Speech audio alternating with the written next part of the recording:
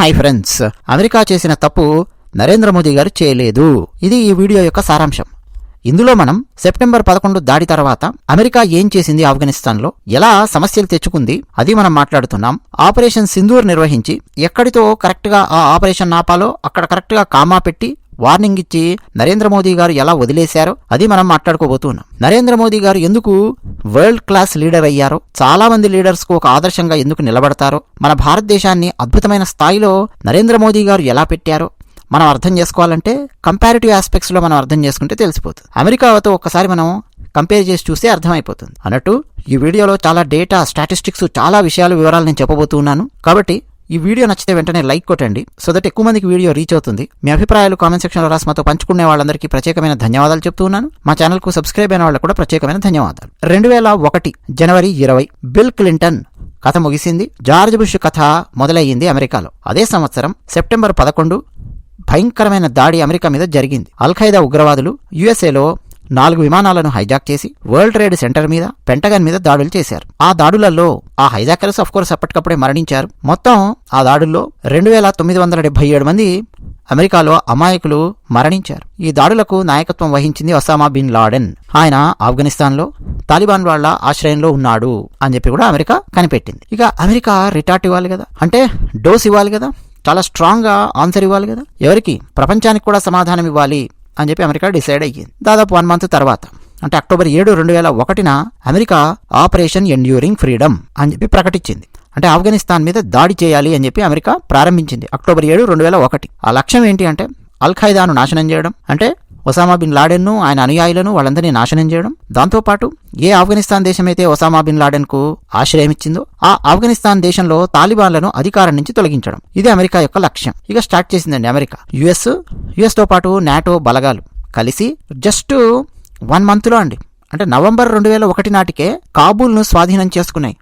ఆఫ్ఘనిస్తాన్లో తాలిబాన్లను అధికారం నుంచి తొలగించేసే వితిన్ 1 మంత్ అండి బీభత్స భయానకమైన యుద్ధం చేసింది అమెరికా. మరి యుద్ధం చేసి ఒక దేశాన్ని తమ చేతుల్లోపలికి తీసుకున్న తర్వాత కథ అయిపోతుందా?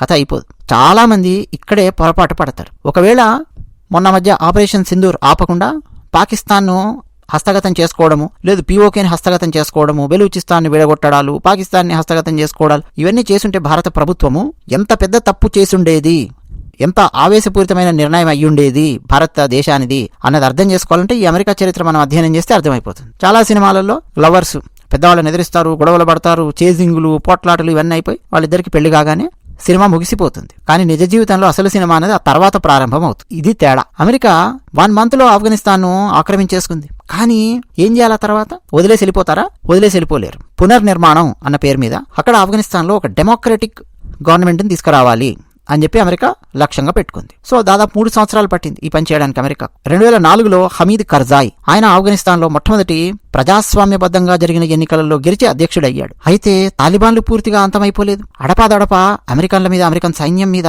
గెరిల్లా దాడులు చేయడం మొదలుపెట్టారు ఆఫ్ఘనిస్తాన్లో. సో అమెరికా వరుసగా తమ సైన్యాన్ని ఆఫ్ఘనిస్తాన్లో డిప్లాయ్ చేయడం మొదలెట్టింది. జస్ట్ నేను మీకు డేటా చెప్తాను. 2001లో అమెరికా 1300 మంది సైన్యాన్ని పంపించింది ఆఫ్ఘనిస్తాన్కు. వితిన్ 1 ఇయర్ 2002 వచ్చేసరికి 9700 మందిని అక్కడ డిప్లాయ్ చేయాల్సి వచ్చింది. ఆ తర్వాత సంవత్సరంలో 2003లో 13,100 అమెరికన్ సైనికులను డిప్లాయ్ చేయాల్సి వచ్చింది. 2004 వచ్చేసరికి 20,300 మంది అమెరికన్ సైనికులను డిప్లాయ్ చేయాల్సి వచ్చింది ఆఫ్ఘనిస్తాన్లో. మీరు అలా అలా అలా అలా అలా చూసుకుంటూ వెళ్తే 2010, 2011 వచ్చే సమయానికి అమెరికా 1,00,000 మందికి పైగా అమెరికన్ సైన్యాన్ని ఆఫ్ఘనిస్తాన్లో డిప్లాయ్ చేయాల్సి వచ్చింది. ఏది 2001లో వితిన్ 1 మంత్ యుద్ధం గెలిచిన తర్వాత అమెరికా పరిస్థితి ఏంటో చెప్తున్నాను. ఆ తర్వాత 10 సంవత్సరాలకు కూడా 1,00,000 మంది అమెరికన్ సైనికులు ఆఫ్ఘనిస్తాన్లో పనిచేయాల్సి వచ్చింది. ఎందుకని?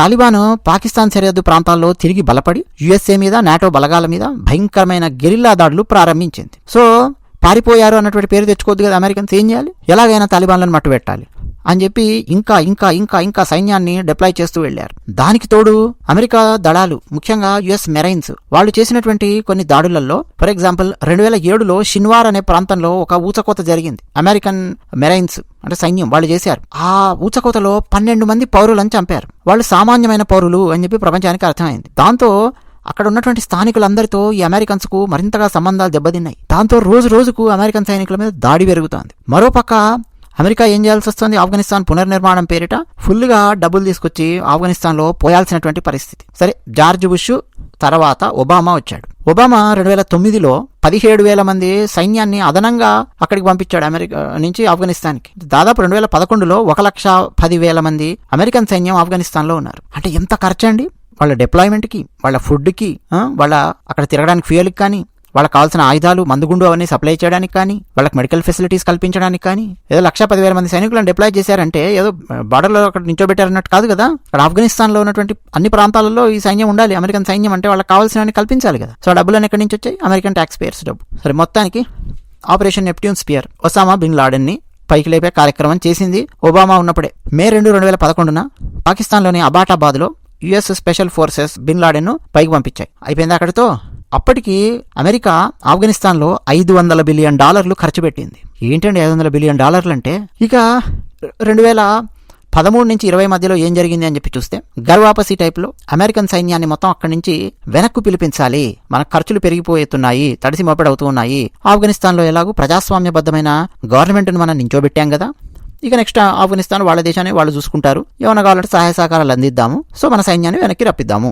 ఇది అమెరికా డిసైడ్ అయ్యింది. 2014 నాటికి నాటో యుద్ధ బాధ్యతలన్నింటినీ, అంటే అక్కడ తాలిబాన్లతో ఫైట్ చేయడం కానీ ఇంకా ఏమన్నా ఉన్నా సరే అవన్నీ మీరు చూసుకోండి అని చెప్పి ఆఫ్ఘనిస్తాన్ సైన్యానికి ఆ బాధ్యతలు అప్పగించింది. ఆఫ్ఘనిస్తాన్ సైన్యానికి అమెరికన్స్ ప్లస్ నాటో దళాలు వీళ్ళందరూ కలిసి ట్రైనింగ్ ఇచ్చారు, ఆయుధాలు ఇచ్చారు. అకస్మాత్తుగా అమెరికా తమ సైన్యాన్ని తగ్గించడం మొదలుపెట్టింది. 2015 వచ్చే సమయానికి 9,800 సైన్యం మాత్రమే అక్కడ డిప్లాయ్ అయ్యేలా చూసుకుంది అమెరికా. ఇక ఫిబ్రవరి 2020, ఫిబ్రవరి 29 లీప్ ఇయర్ బాగా గుర్తుంది నాకు. యుఎస్ అండ్ తాలిబాన్ వీళ్ళ మధ్య దోహాలో ఒక ఒప్పందం మీద సంతకం జరిగింది. 2021 నాటికి యుఎస్ సైనికులు పూర్తిగా ఘర్ వాపసీ అవ్వాలి, ఇంటికి వెళ్ళిపోవాలి అని చెప్పి అమెరికా అంగీకరించింది. 2020 డేటా తీసుకొని చూస్తే అమెరికా $2 ట్రిలియన్ ఖర్చు పెట్టింది. ఇప్పటికండి ఓవరాల్ గా ఆఫ్ఘనిస్తాన్లో అమెరికా పెట్టినటువంటి ఖర్చు 2001 నుంచి 2021 మధ్యలో $2.3 ట్రిలియన్.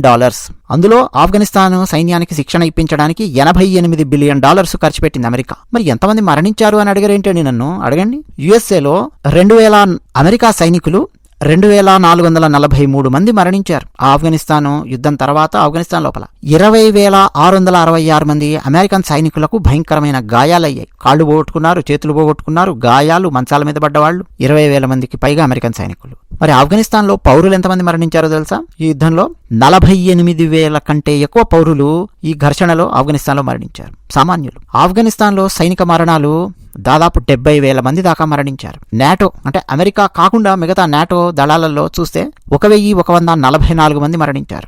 72 మంది జర్నలిస్టులు మరణించారు. 444 మంది సహాయక సిబ్బంది, వేరే పనులు చేయడానికి వెళ్ళిన వాళ్ళు ఉంటారు కదా, వాళ్ళు మరణించారు. సో ఇంత ఖర్చు పెట్టి అమెరికా ఆఫ్ఘనిస్తాన్లో ఇన్ఫ్రాస్ట్రక్చర్ ఇవ్వడానికి ప్రయత్నం చేసింది, ఇన్ని చేసింది కదా. 2021 నాటికి 95% ఆఫ్ఘనిస్తాన్లో ఉన్న ఇళ్లు తగినంత ఆహారం కూడా లేనటువంటి పరిస్థితుల్లో ఉన్నాయి. మరి 20 ఏళ్ల పాటు ఏం చేసినట్టు అక్కడ అమెరికా? ఈ గొడవలో శరణార్థులండి ఆఫ్ఘనిస్తాన్ నుంచి చాలా మంది పక్కన పాకిస్తాన్కి పారిపోయారు. ఆ ఖైబర్ పంక్తుంకో అక్కడ ఆ కొండల నుంచి లోపలికి వెళ్ళిపోయారు. అలాగే ఇరాన్ లోపలికి కొంతమంది పారిపోయారు. పాకిస్తాన్లో 1.4 మిలియన్ ఆఫ్ఘనిస్తానీలు శరణార్థులుగా వెళ్లారు. పక్కన ఉన్న దేశానికి వెళ్ళిపోతారు కదా ఇమీడియట్ గా. 7,80,000 మంది ఆఫ్ఘనిస్తాన్లు ఇరాన్ కు శరణార్థులుగా వెళ్లారు. 2022 నాటికి 6 మిలియన్ల ప్రజలు కరువు బారిన పడ్డారు. జో బైడెన్ అధ్యక్షుడైన తర్వాత అంటే సెప్టెంబర్ 11, 2021 నాటికి పూర్తి ఘర్వాపసీ చేసేశారు. ఆగస్టు 15, 2021 తాలిబాన్లు వచ్చి మళ్ళా కాబూల్ను స్వాధీనం చేసుకున్నారు. ఆఫ్ఘనిస్తాన్లో ఉన్నటువంటి ప్రజాస్వామ్య ప్రభుత్వం కుప్పగూలిపోయింది. అంటే ఏదైతే అమెరికా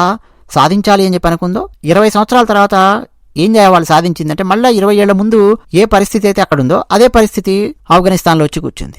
ఆగస్టు 16, 2021 మీరు ఫొటోస్ పేపర్లలో చూడండి, వీడియోస్ చూడండి. ఆఫ్ఘనిస్తాన్లో ఉన్న కాబూల్ విమానాశ్రయంలో ఎంత గందరగోళం అండి. ఏ ఫ్లైట్ వెళ్ళిపోతుందో ఆ ఫ్లైట్ లోపలికి ఎక్కి పారిపోవాలని చెప్పి ఆఫ్ఘనిస్తాన్ సామాన్య ప్రజలు చూశారు. ఎందుకంటే అమెరికా వెళ్ళిపోతుంది అక్కడి నుంచి, డెమోక్రటిక్ గవర్నమెంట్ కుప్ప కూలిపోయింది. తాలిబాన్లు మళ్ళీ హస్తగతం చేసుకున్నారు. మళ్ళీ పాత పద్ధతులు అన్ని ప్రవేశపెడతారు. పతంగి ఎగిరేస్తే అంటే గాలిపటం ఎగిరేస్తే వాళ్ళని కొట్టడము, స్త్రీలు చదువుకోవడానికి వెళ్తే వాళ్ళని చంపడము, ఇక పాత పద్ధతులు తెలుసు కదా, అలా ఇంప్లిమెంట్ చేసే భయంకరమైన పరిస్థితి లోపలికి దేశం వెళుతోంది. ఆ టైంలో కూడా వేలాది మంది దేశం వదిలి వెళ్లిపోయారు. ఆగస్టు 2021 నాటికి చూస్తే 6.7 మిలియన్ల మంది ఆఫ్ఘనిస్తాన్లు ఎక్సోడస్ అని చెప్పి అంటాం. ఎక్కడికి వెళ్ళిపోయారో తెలియదు. రకరకాల దేశాలకు పారిపోయిన వాళ్ళు, శరణార్థులుగా వెళ్ళిన వాళ్ళు, ఇదనమాట అమెరికా సాధించినటువంటిది. సో 20 ఏళ్లలో అమెరికా పెట్టినటువంటి ఖర్చు $2.3 ట్రిలియన్. ఇలా చెప్తే అర్థం కాదు కదా. మన ఇండియన్ కరెన్సీలో చెప్తే 170 లక్షల కోట్ల రూపాయలు ఖర్చు పెట్టింది. 1,00,000 కోట్లు 2,00,000 కోట్లు కాదండి, 170 లక్షల కోట్లు అన్ని రూపాయలు ఖర్చు పెట్టింది అమెరికా. మళ్ళా అందులో వడ్డీ ఖర్చు కూడా మనం యాడ్ చేసి చూడాలి. యుఎస్ ఈ యుద్ధాన్ని నిర్వహించడం కోసం అప్పులు తీసుకుంది. 2050 నాటికి వడ్డీ ఖర్చు మొత్తం కలిపి $6.5 ట్రిలియన్ కు చేరుతుంది అని చెప్పి ప్రపంచవ్యాప్తంగా ఉన్న పెద్ద పెద్ద ఆర్థిక సంస్థలు అంచనా వేశాయి. అమెరికాలో ఈ యుద్ధం యొక్క ఖర్చుల వల్ల జాతీయ రుణం విపరీతంగా పెరిగిపోయింది. 2001లో అమెరికాలో జాతీయ రుణం $5.8 ట్రిలియన్ ఉంటే 2020 వచ్చే టైంకి అమెరికాలో రుణం $28 ట్రిలియన్ కు చేరుకుంది. మెయిన్ ఇందులో ప్రధానమైనటువంటిది ఏంటంటే యుద్ధ ఖర్చు అండి. ఇదే $2.3 ట్రిలియన్ అమెరికా గనక ఇతర రంగాల్లో పెట్టుబడి పెట్టుంటే ఆర్థిక వృద్ధి విపరీతంగా ఉండేది. అమెరికాలో $2 ట్రిలియన్ అంటే అమెరికాలో 40 మిలియన్ల మంది అమెరికన్లకు 10 సంవత్సరాల పాటు ఉచితంగా ఆరోగ్య బీమా అందించవచ్చు. ఆ డబ్బుతో 50 మిలియన్ల విద్యార్థులు అమెరికాలో చదువుకుంటున్నటువంటి వాళ్ళ కాలేజీ రుణాలు మొత్తం తీర్చేయచ్చు. అమెరికాలో రోడ్లు, వంతెనలు, రైల్వేలు ఒక రేంజ్లో ఆధునీకరించి ఉండేవాళ్ళు, R&Dకి పెట్టి ఉండేవాళ్ళు, కొత్త కొత్త కనుక్కొని ఉండేవాళ్ళు ఆ $2.3 ట్రిలియన్ కనుక ఉపయోగించుకుంటే. అవునా కదా? మరి ఏం చేసిందండి అమెరికా? ఆఫ్ఘనిస్తాన్ లోపల తమ సైనికులను పోగొట్టుకుంది. ఆ ఆఫ్ఘనిస్తాన్ని ఆక్రమించుకునేసరికి దాన్ని మళ్ళీ అక్కడ డెమోక్రటిక్ కంట్రీ చేయాలని చెప్పి ప్రయత్నము ఏం చేస్తారు? ఇప్పుడు అక్కడ ఆఫ్ఘనిస్తాన్లో ఎవరు అమెరికన్ సైనికులు లేరు, జీరో. ఇవన్నీ ఆలోచించాయండి. నరేంద్ర మోదీ గారు ఒక వరల్డ్ క్లాస్ లీడర్గా ఏం చేశారు? ఒరే మన ఇంటికి 4 పిచ్చి కుక్కలు వచ్చాయి, పోని మన మీద ఒక 4 దోమలు వచ్చి వాలే రక్తం పీల్చుతూ ఉన్నాయి, ఆ దోమల్ని కొట్టాలి, ఆ దోమల్ని చంపాలి. ఆ దోమల్ని మాత్రమే చెప్పకుండా ఆ దోమలు ఎక్కడి నుంచి వస్తున్నాయి అని చెప్పి చూస్తే మన గ్రామంలో ఉన్న అంత బాగానే ఉంది, కానీ ఆ పక్క గ్రామంలో ఆ బార్డర్లో ఒక పెంటకుప్పలాగా తయారయ్యింది. ఆ పెంటకుప్ప మీద నుంచి దోమలు వస్తున్నాయి అని చెప్పి అర్థం చేసుకున్నారు. వెళ్ళారు, ఫస్ట్ ఆ పెంటకుప్ప ఏదైతే ఉందో దాన్ని లేపేశారు. అక్కడి నుంచి పెంటకుప్ప లేపేసరికి దోమలకు ఎక్కడ ఉండాలి ఇప్పుడు అర్థం కావట్లేదు.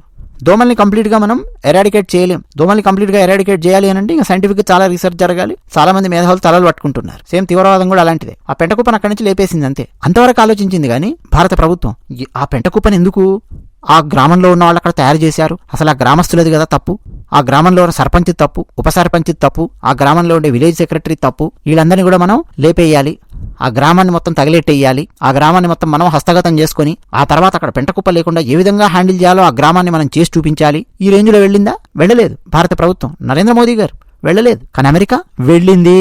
వెళ్ళడం వల్ల ఏమవుతుంది? ఫుల్ రీసోర్సెస్ ఖర్చు అయ్యాయి. ఒక గ్రామాన్ని ఏదో బాగు చేయడానికి వెళ్ళడం కాదు కదా ఇక్కడ, ఒక పెద్ద దేశాన్ని. అసలు ఆ దేశం థియరీకి నీ దేశం థియరీకి చాలా చాలా తేడా ఉంది. నీదేమో క్యాపిటలిస్టిక్ కంట్రీ, డెమోక్రటిక్ కంట్రీ, అదేమో నిరంతరం యుద్ధాలలో ఆరితేరి షరియా లాలు ఇంప్లిమెంట్ చేస్తూ ఉన్నటువంటి అలాంటి దేశం ఆఫ్ఘనిస్తాన్ అండి. దాన్ని కూడా ఈ అమెరికా, రష్యా వీళ్ళందరూ కూడా వాడుకున్నారు ఫుల్. అదంతా మళ్ళీ వేరే చరిత్ర. 1980s 70sలోకి వెళ్ళట్లా నేను. పోనీ ఇమీడియట్ గా ఒసామా ఆయన చంపగలిగారా? చంపలేదు. ఎన్ని సంవత్సరాలు పట్టిందండి ఒసామాని చంపడానికి? దాదాపు 10 సంవత్సరాలు పట్టింది.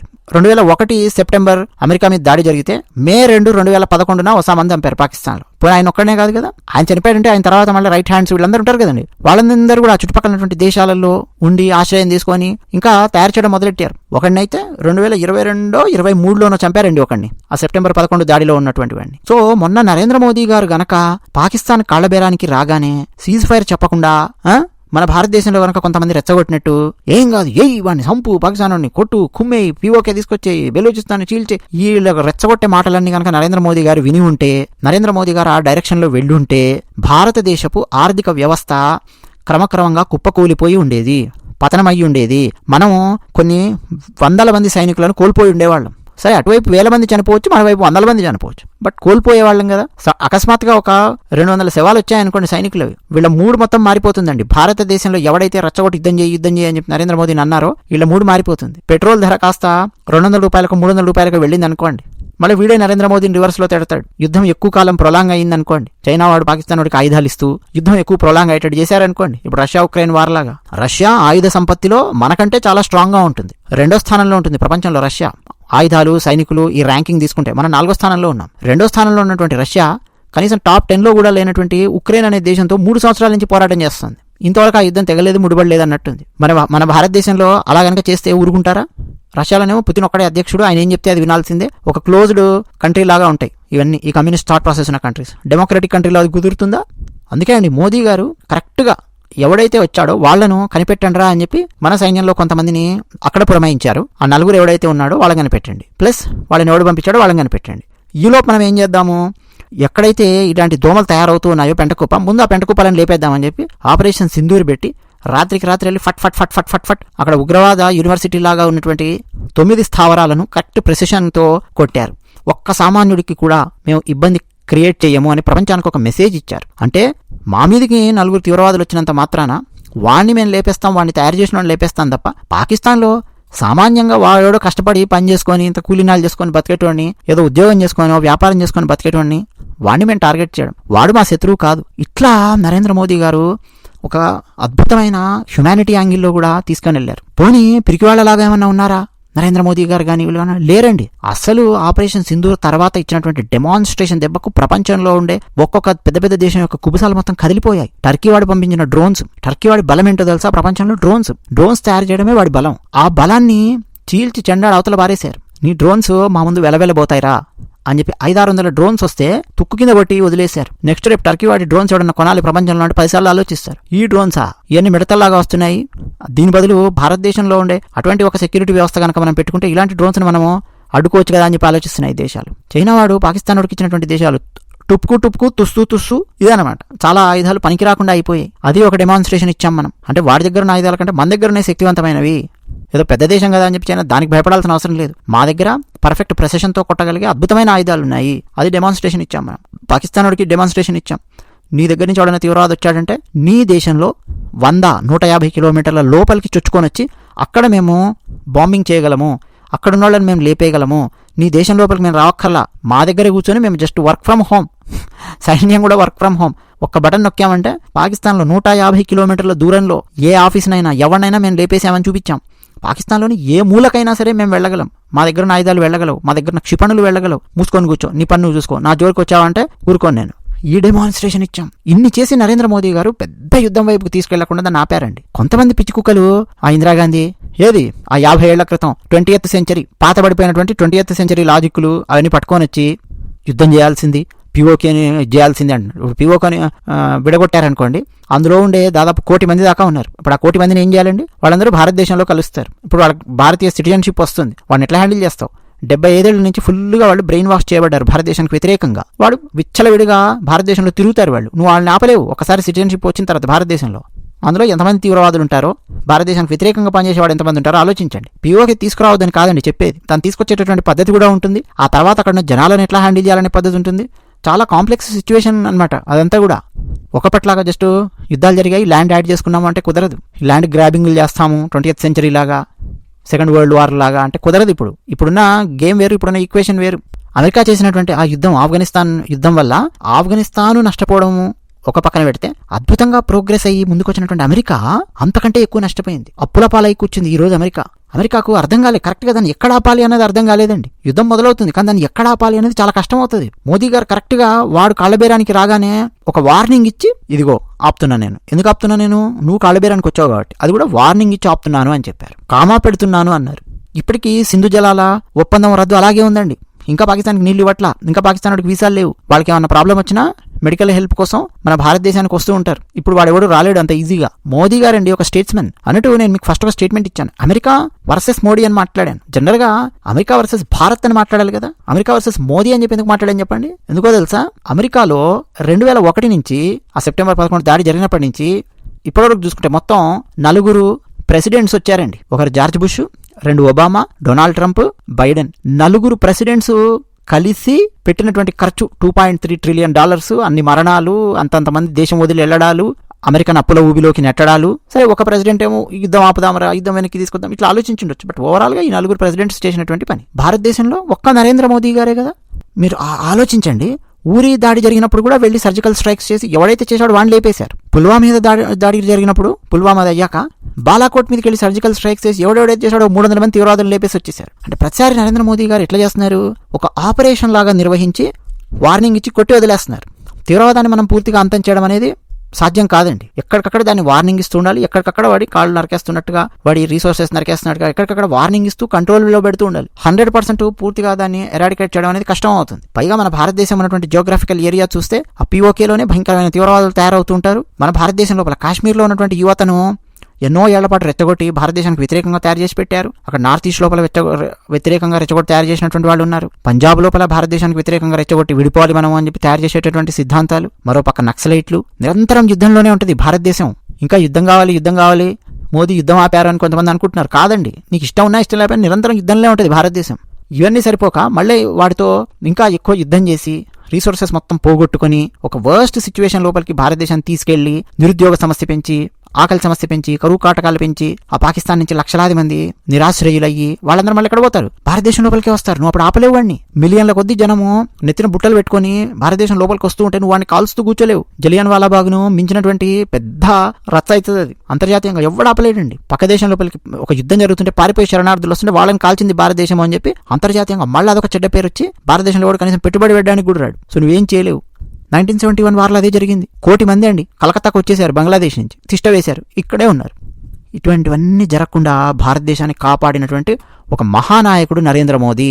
అందుకనే అండి నరేంద్ర మోదీ గారిని అభిమానిస్తాను నేను. ఖచ్చితంగా మనం అభిమానించి తీరాల్సిందే. మీ కులాలు, మతాలు, సిద్ధాంతాలు వాటన్నిటికి వ్యతిరేకంగా నరేంద్ర మోదీని అభిమానించి తీరాల్సిందే. అంతకుముందు 10 సంవత్సరాలు మన్మోహన్ సింగ్ ఉంటే ఎన్నిసార్లు మన భారతదేశంలో దాడులు జరిగాయండి లోపల. ఒక్కసారి కూడా పాకిస్తాన్ వాడిని బెదిరించలేదు, ఒక్కసారి కూడా ఆయన కొట్టలేదు కనీసం. అదే విషయం. ధన్యవాదాలు.